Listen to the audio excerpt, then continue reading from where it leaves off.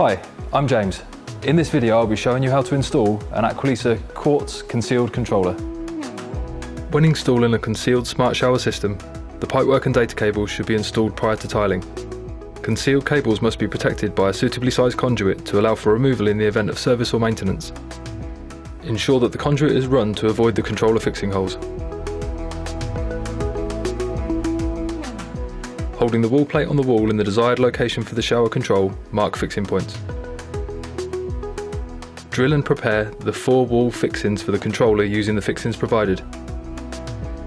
Ensure the data cable is held securely by the narrow middle slot of the mounting plate and fixed to the wall using the screws provided.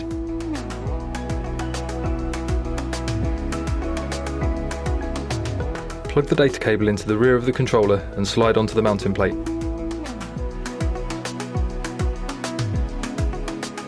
Secure the controller to the backplate with the fixing screw located at the bottom of the controller using a small posi drive screwdriver.